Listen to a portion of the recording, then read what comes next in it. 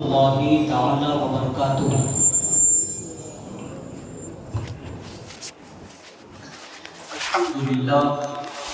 الحمدللہ رب العالمین والعاقبۃ للمتقین والصلاة والسلام علی سید الانبیاء والمرسلین وعلی آلہ واصحابہ اجمعین، اما بعد فاعوذ باللہ من الشیطان الرجیم، بسم اللہ الرحمن الرحیم۔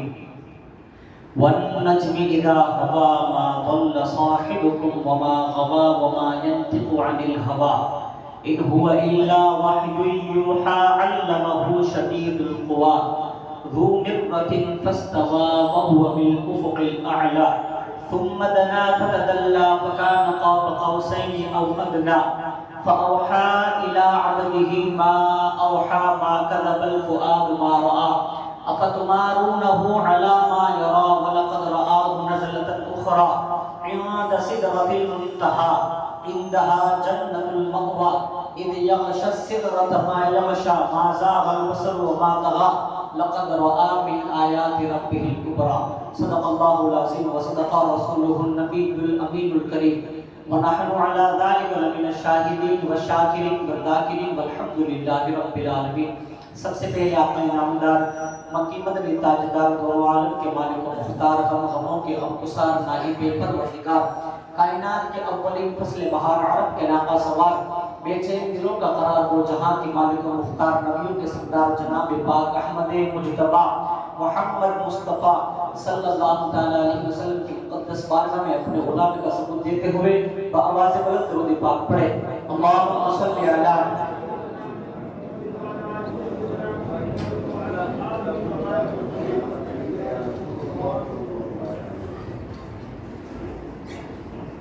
نبی اور آل نبی پر ایک مرتبہ درود پاک پڑھے۔ اللہم صلی علی سیدنا شفیعنا نبینا مولانا محمد وعلی آل محمد واصحاب محمد صلی اللہ تعالی علیہ وسلم۔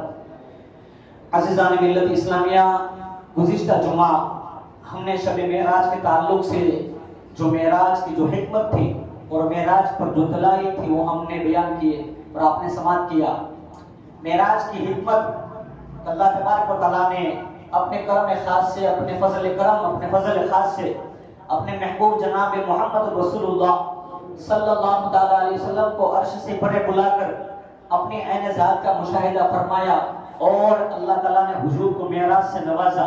تو اس معراج میں بہت ساری حکمتیں ہیں۔ ایک حکمت میں نے آپ کے سامنے بیان کی تھی، اور بھی بہت ساری حکمت جو معراج کے متعلق ہے۔ قرآن مجید میں اللہ ارشاد فرماتا ہے ان اللہ اشترى من المؤمنین انفسهم وَأَمْوَالَهُمْ بِأَنَّ لَهُمُ الْجَنَّةِ، اللہ فرماتا ہے بے شک اللہ تبارک و تعالیٰ نے مومنوں سے ان کے مال اور ان کی جان کو خرید لیا اور ان کے بدلے اللہ تعالیٰ نے انہیں جنت عطا فرمائی۔ یہ ایک سودا جو قرآن مجید نے بیان فرمایا، اللہ تعالیٰ نے یہ سودا مومنوں سے فرمایا کہ اللہ تعالیٰ نے مومن سے ان کی مال، ان کی جان اللہ نے لے لی اور اللہ ان کے بدلے مومن کو جنت عطا فرمانے والا ہے۔ اب یہ سودا اللہ نے فرمایا اور اس سودے کے وکیل اعظم حضور صلی اللہ علیہ وسلم ہے نا۔ یہ سودا جب ہوتا ہے نا کسی چیز کا تو بیچ میں کوئی ہوتا ہے نا، اس کو وکیل کہتے ہیں۔ تو اب یہ سودا ہوا، سودا کس چیز کا ہوا؟ مسلمان کی مال اور مسلمان کی جان، اور اس کے بدلے قیمت کیا ہے؟ جنت۔ اور خریدنے والا کون ہے؟ اللہ تعالیٰ، اور اس کے وکیل حضور۔ تو اب اللہ تعالیٰ نے معراج کی حکمت کو اس طرح بیان فرمایا کہ ایک حکمت یہ بھی ہے معراج کی کہ جب اللہ نے مومنوں سے ان کے مال، ان کی جان کے بدلے میں اللہ نے انہیں جنت دی، تب حضور اس سودے کے وکیل ہے۔ تو اللہ نے فرمایا کیوں نہ محبوب آؤ، عرش کے پرے آ جاؤ، مجھ کو دیکھ لو۔ یعنی کہ مومنوں کے مال، مومنوں کی جان کو ہم نے خریدا ہے نا، تو ہم نے خرید لیا۔ اس کی قیمت کیا ہے؟ جنت۔ تو آؤ اس کی قیمت کو بھی دیکھ لو، خریدنے والے اپنے رب کو بھی دیکھ لو۔ یہ بھی ایک حکمت ہے جو معراج کی حکمتوں میں سے حکمت ہے۔ اور بھی بہت ساری حکمت ہے جب اللہ تعالیٰ نے زمین اور آسمان کو پیدا فرمایا۔ زمین اور آسمان میں بہت ہی طویل ایک بحث، ایک مناظرہ ہوا ہے نا، ٹکراؤ بول چال کی ہے نا، بحث ہوئی، مناظرہ ہوا۔ زمین نے کہا کہ آسمان میں تجھ سے افضل، آسمان کہتا ہے زمین میں تجھ سے افضل، میں زیادہ عزت دار، وہ کہتا ہے میں زیادہ عزت دار، زمین کہتی ہے کہ مجھ میں شجر اور حجر ہے، مجھ میں رنگ برنگی پھول ہے جو میری زینت کو بڑھاتے ہیں۔ آسمان نے کیا بات ہے، میرے اندر بھی عرش ہے، کرسی ہے، لوح ہے، قلم ہے، کہا کہ میرے اندر بیت المقدس اور خانہ کعبہ ہے جس کی زیارت کرنے کے لیے تمام انبیاء و مرسلین اور تمام مسلمان آتے ہیں۔ آسمان کے تو اس میں کون سی بڑی بات، میرے اندر بیت المعمور ہے جس کا فرشتے طواف کرتے ہیں۔ اب آسمان نے کہا کہ مجھ میں جنت بھی ہے، مومن مسلمان دنیا والے جس کی خواہش کرتے ہیں نا، اے زمین سن مجھ میں جنت بھی ہے۔ اب پتا کون افضل، تو زمین خوشی سے جھوم اٹھی اور کہتے آسمان سن، اگر تجھ میں جنت ہے تو مالک جنت عرش کی زنت محبوب خدا مجھ میں جلوہ فرما ہے، مدینہ مجھ میں ہے، گنبد خضرا مجھ میں ہے، حضور کی ذات مجھ میں سمائی ہوئی ہے، حضور مجھ میں جلوہ فرما ہے، میں تجھ سے افضل۔ اب آسمان کے پاس کوئی جواب نہیں، سر جھک گیا آسمان کا، اللہ کی بارگاہ میں عرض کرتا ہے آسمان مولا اپنے محبوب کو معراج پہ بلا، اپنے محبوب کو معراج پہ بلا تاکہ ان کے قدم سے سارا عرش، ان کے قدم سے شرف یاب ہو جائے اور ہمیں زمین کے سامنے اپنا سر جھکانے کی نوبت نہ آئے۔ پھر حضور کو اللہ تعالیٰ نے معراج پہ بلایا ہے نا، عرش کے پرے جا کر مصطفیٰ نے بتلایا یہ زمین بھی میری ہے اور ہے گگن میرا، یہ زمین بھی میری ہے اور ہے گگن میرا۔ بہت ساری حکمت ہے معراج کی۔ المختصر حضور صلی اللہ تعالیٰ علیہ وسلم جب معراج سے واپس تشریف لائے، آپ کی معراج شروع ہوئی مسجد حرام سے، مسجد اقصی، پھر وہاں سے ساتوں آسمان، سدرہ، عرش، لامکہ اور اللہ کی ذات کو دیکھا۔ یہ آپ کی معراج۔ حضور جب واپس تشریف لائے، حضرت ام ہانی آپ کی بہن، آپ نے اپنی بہن سے فرمایا، پوری معراج کی بات بتائی کہ اللہ نے مجھے معراج سے نوازا۔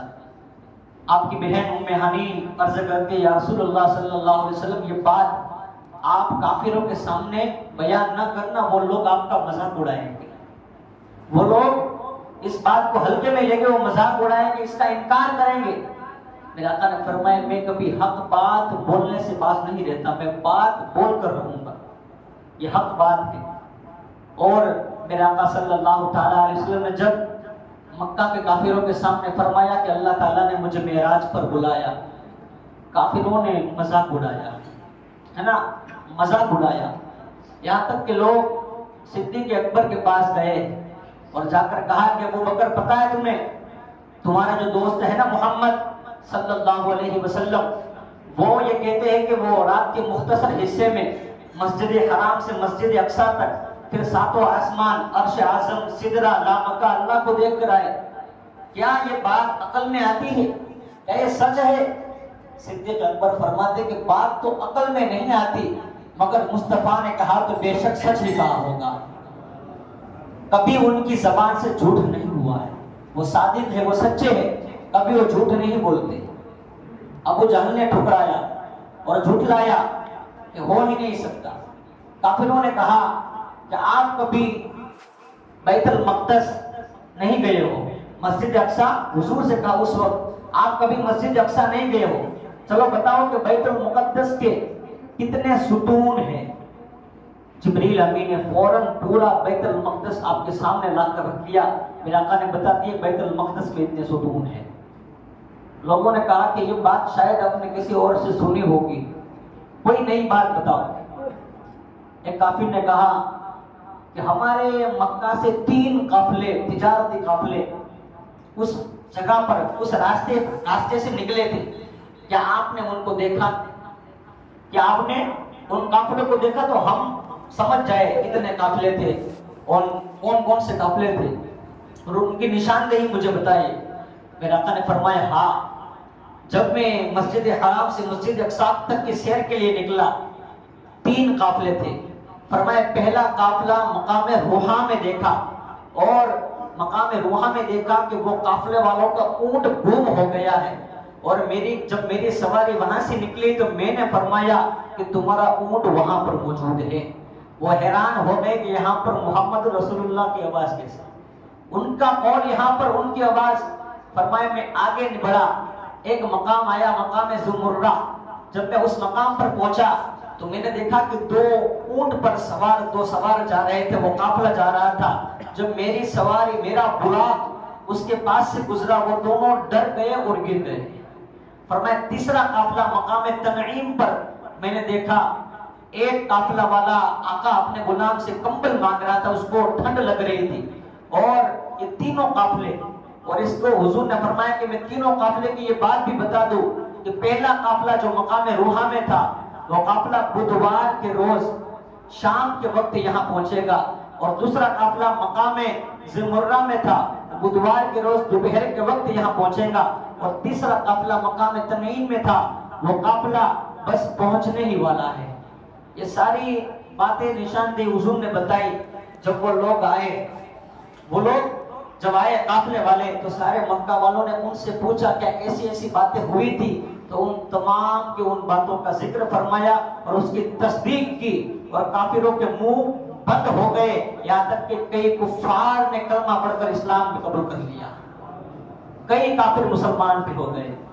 ابو جہل نے جھٹلایا سب سے پہلے، ہے نا، حضور کی معراج کو ابو جہل نے جھٹلایا، اور سب سے پہلے تصدیق کس نے کی؟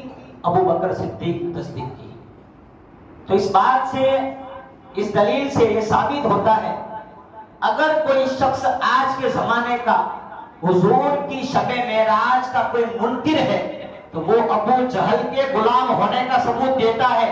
اگر کوئی حضور کی معراج کا دل سے ماننے والا ہے تو وہ ابو بکر کے غلام ہونے کا ثبوت دیتا ہے نا۔ جو صدیق کے غلام ہیں وہ ہمیشہ حضور کو مانیں گے، حضور کی معراج کو مانیں گے، حضور کے معجزات کو مانیں گے۔ حضور صلی اللہ تعالیٰ علیہ وسلم کی معراج کہ آپ نے اللہ کو دیکھا۔ حضور نے 3 تحفے اللہ کی بارگاہ میں عرض کی، التحیات للہ والصلوات والطیبات۔ حضور نے عرض کی مولا تمام قولی عبادتیں، تمام فعلی عبادتیں، تمام مالی عبادتیں صرف اللہ تعالیٰ کے لیے ہیں۔ یہ حضور نے تحفہ اللہ کی بارگاہ میں پیش کیا۔ پھر اللہ تعالیٰ نے تحفہ دیا، السلام علیک ایھا النبی ورحمۃ اللہ وبرکاتہ۔ سلام ہو تم پر اے نبی، اور اللہ کی رحمت اور اس کی برکتیں ہیں۔ یہ جو میں پڑھ رہا ہوں نا، یہ تحفے، یہ ہم ہے نا ہر روز نماز میں پڑھتے ہیں، نماز میں پڑھتے ہیں نا، التحیات پڑھتے ہیں نا قاعدے کی حالت میں، التحیات للہ والصلوات۔ اگر کوئی معراج کا منکر ہونا کہ حضور کو معراج نصیب نہیں ہوئی تھی، یا کوئی کہ حضور کو معراج خواب میں ہوئی تھی، تو ان سے جا کر یہ کہہ دینا کہ نماز میں جو التحیات پڑھتے ہیں نا، یہ التحیات مت پڑھنا، یہ مت پڑھنا، اور اتنا کہنا کہ یہ التحیات اگر تم پڑھتے ہو تو بتاؤ یہ التحیات آیا کہاں سے ہے۔ یہ التحیات تشہد جسے کہا جاتا ہے، التحیات جسے ہم کہتے ہیں، وہ کہاں سے آیا ہے؟ ان کے پاس کوئی جواب نہیں ہوگا۔ جوابوں کو دے کے جواب کہ حضور نے اللہ کی بارگاہ میں ایک ہدیہ پیش کیا، التحیات للہ والصلوات والطیبات۔ تمام قولی، تمام فعلی، تمام مالی عبادتیں اللہ تعالیٰ کے لیے۔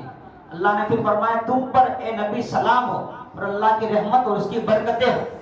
حضور نے وہاں پر بھی اپنے غلاموں کو نہیں بھولا، حضور نے فرما دیا، وہاں پر بھی عرض کر دی، السلام علینا وعلی عباد اللہ الصالحین، اور سلام ہو نیک بندوں پر اللہ کے، میری امت پر بھی سلام ہو۔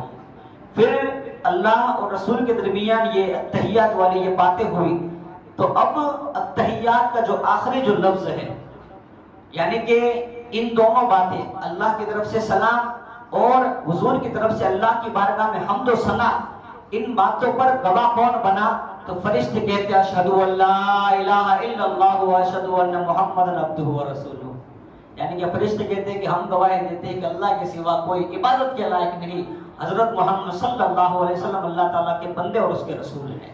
یہ پورا التحیات ہو گیا، یعنی یہ جو نماز میں ہم پڑھتے ہیں۔ تو حضور صلی اللہ تعالیٰ علیہ وسلم کو ایک اور تحفہ جو ہم امتی بخوبی جانتے ہیں کہ حضور کو اللہ تعالیٰ نے کیا تحفہ دیا تھا۔ 50 وقت کی نماز اور 6 مہینے کے روزے. کیا دیا تھا؟ 50 وقت کی نماز اور 6 مہینے کے روزے اللہ تبارک و تعالیٰ نے اس امت کو تحفے کے طور پر عطا فرمائے. جب حضور صلی اللہ تعالیٰ علیہ وسلم 50 نماز اور 6 مہینے کے روزے لے کر واپس تشریف لا رہے تھے، چھٹے آسمان پر موسیٰ کلیم اللہ کی ملاقات ہو گئی. موسیٰ علیہ السلام نے عرض کی حضور کیا تحفہ ملا؟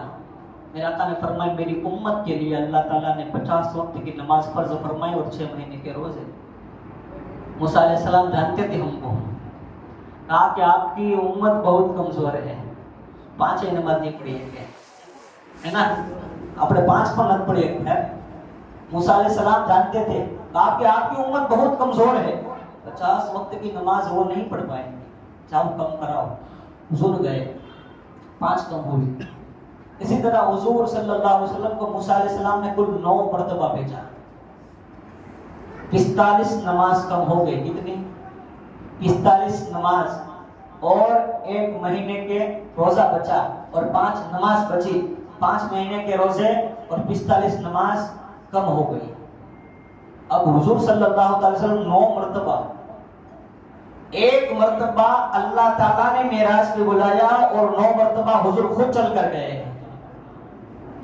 ہے نا، موسیٰ علیہ السلام چل کر جائے تو اللہ فرمائے تو مجھے نہیں دیکھ سکتا اور اپنے نالے اتار گیا، ہے نا، یہ اللہ کا فرمان. مگر حضور اپنی طرف سے جاتے ہیں 9 مرتبہ. یہ محبوب، یہ حبیب اور یہ کلیم میں اتنا فرق ہے.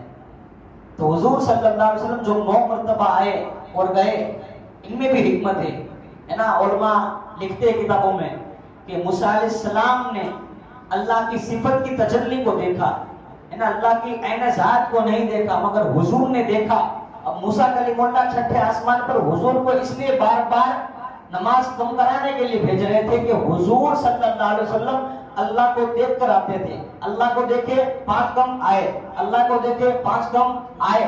تو یہاں تک کہ موسیٰ علیہ السلام بس اتنا چاہتے تھے کہ حضور جاتے رہے، وہ آتے رہے اور میرا کام بنتا رہے. یعنی کہ حضور کی آنکھوں میں اللہ کا جلوہ، جو اللہ کی ذات کا، اللہ کا جو جلوہ ہے، وہ میں حضور کی آنکھ میں دیکھنا چاہتا ہوں. موسیٰ حضور کی آنکھ میں اللہ کو دیکھ رہے تھے، حضور کی آنکھ میں اللہ کی ذات کو دیکھ رہے تھے کہ یہ آنکھیں ابھی اللہ کو دیکھ کر آئی ہیں. تو یہ موسیٰ کا بھی کام ہوتا رہا اور اس امت کا بھی کام ہو گیا. اب وقت کی 5 وقت کی نماز بچی، 1 مہینے کے روزے. اللہ فرماتا ہے محبوب 45 نمازیں کم ہو گئی تو یہ نہ سمجھنا کہ نماز کم ہو گئی تو ثواب بھی کم ملے گا، نہیں. بلکہ اللہ نے فرمایا جو بندہ، جو تیرا امتی 5 وقت کی نماز پڑھے گا، اللہ فرماتا ہے مجھے 50 نمازوں کا ثواب عطا فرماؤں گا. 50 نمازوں کا ثواب. من جاء بالحسنۃ فلہ عشر امثالها، 1 کا بدلہ 10. قرآن کا یہ فرمان، اللہ کا یہ وعدہ. فرمایا 5 کی پڑھے گا میں 50 کا ثواب عطا فرماؤں گا. یاد رکھو دوستو، یہ معراج کے اندر جو حضور کو جو تحفہ ملا وہ امت کے لیے ہے نا، ایک معراج ہے نماز. حدیث پاک میں آتا ہے الصلاۃ معراج المؤمنین، نماز مومنوں کے لیے معراج ہے. تو ہمیں نماز کو قائم رکھنا ہے. آج ہمارے حالات جو ہمارے سامنے ہم دیکھتے ہیں نا، آج کل کے حالات جو مسلمان پر جو ہے، کہ مسلمان کہتا ہے کہ آج ہم پر یہ نوبت کیوں آ پڑتی ہے نا، یہ مصیبتیں، یہ تکالیف، یہ پہاڑ سارے ہم پر ہی کیوں آن پڑتے ہیں. یہ ہماری بھول ہے کہ ہم مسجدوں کو ویران کر بیٹھے ہیں، ہے نا، ہم نماز کو چھوڑ بیٹھے ہیں. بتاؤ بھائی، نماز میں تو ایک ہی جواب ملتا ہے. اتنی مرتبہ ہم کو بھی بولنا کہ کام ہے کام ہے. بھائی کام بے شک ہے کام، مگر پہلے نماز ہے. اب نماز پڑھو انشاءاللہ آپ کا کام سب ہو جائے گا. وہ اللہ پر چھوڑو، پہلے نماز پڑھو، نماز کی پابندی کرے. حضور نے فرمایا کہ میری آنکھوں کی ٹھنڈک میری نماز میں بنائے گی، ہے نا. نماز جب امتی پڑھتا ہے تو حضور کی آنکھوں کو ٹھنڈک پہنچتی ہے.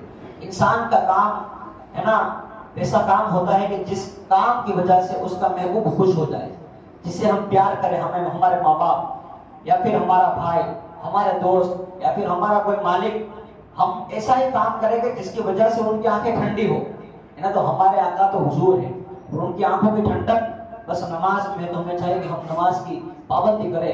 اللہ تعالیٰ کی بارگاہ میں دعا ہے کہ اللہ تبارک و تعالیٰ ہم تمام کو سچا پکا نمازی بنائے. آمین و علینا. الا البلاغ